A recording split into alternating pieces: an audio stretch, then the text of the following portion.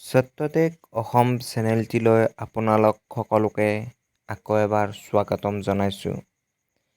এই চেনেলটোত যিবিলাক ভিডিঅ' আমি বৰ্তমানে আপলোড কৰি আছোঁ, সেই ভিডিঅ'বিলাক আমাৰ দৈনন্দিন জীৱনত ব্যৱহৃত বিভিন্ন ফল-মূলেই হওক বা শাক-পাচলিয়ে হওক, সেইসমূহৰ ওপৰত আমি আলোচনা কৰি আছোঁ। কোনবিধ শাক-পাচলি বা ফল-মূলৰ কি ঔষধি গুণ থাকে আৰু কি বেমাৰত সহায়ক হিচাপে কাম কৰে, সেইসমূহ আমি এই চেনেলটোৰ ভিডিঅ'সমূহত আপলোড কৰি আছোঁ। এনেকুৱা ধৰণৰ ভিডিঅ' আপোনালোকে চাবলৈ চেনেলটো ছাবস্ক্ৰাইব কৰি কাষত থকা বেল আইকনটো টিপি দিব, যাতে মই ভিডিঅ' আপলোড কৰাৰ লগে লগে আপোনালোকে ন'টিফিকেশ্যন গম পায় আৰু ভিডিঅ'টো চাব পাৰে। তেন্তে বলকচোন আমি জানিবলৈ চেষ্টা কৰোঁ তৰমুজতনো কি কি ঔষধি গুণ থাকে। গৰমৰ দিনত খোৱা ফলসমূহৰ ভিতৰত তৰমুজো এবিধ ফল। তৰমুজত প্ৰায় 100 গ্ৰাম তৰমুজত 16 গ্ৰাম কেলৰি থাকে, 3 গ্ৰাম কাৰ্বহাইড্ৰেট, 0.2 গ্ৰাম ফাইবাৰ, 0.2 গ্ৰাম প্ৰ'টিন, 0.2 গ্ৰাম ফেট, লগতে আইৰণ, ভিটামিন, পটাছিয়াম বহুত পৰিমাণে থাকে। যদি আপুনি আপোনাৰ ওজন কমাব বিচাৰি আছে, তেন্তে তৰমুজৰ ৰস খাব লাগে।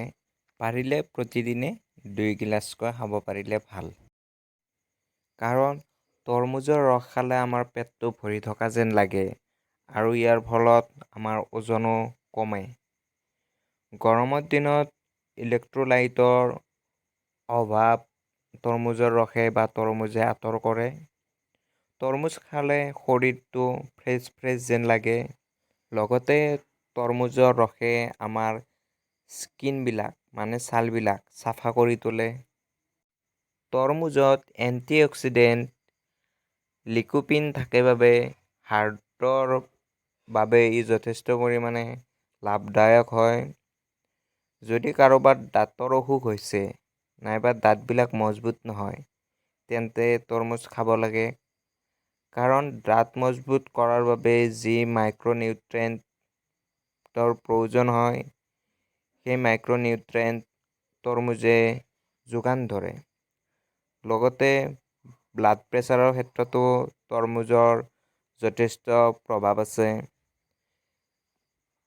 তৰমুজ অকল ফলেই নহয়, ই আমাৰ শৰীৰত বিভিন্ন প্ৰকাৰে ঔষধি ৰূপ হিচাপে কাম কৰে।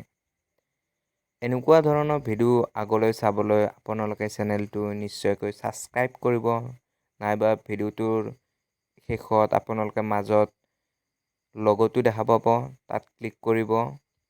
তাত ক্লিক কৰিলে ছাবস্ক্ৰাইব অপশ্যনটো আহিব, তাত ক্লিক কৰি দিব, চেনেলটো ছাবস্ক্ৰাইব হৈ যাব। লগ'টোত এজনী সৰু ছোৱালী চশমাত হাত ধৰি হাঁহি থকা যেন পাব, সেইটোত ক্লিক কৰি দিব। ভিডিঅ'টো চোৱাৰ বাবে ধন্যবাদ।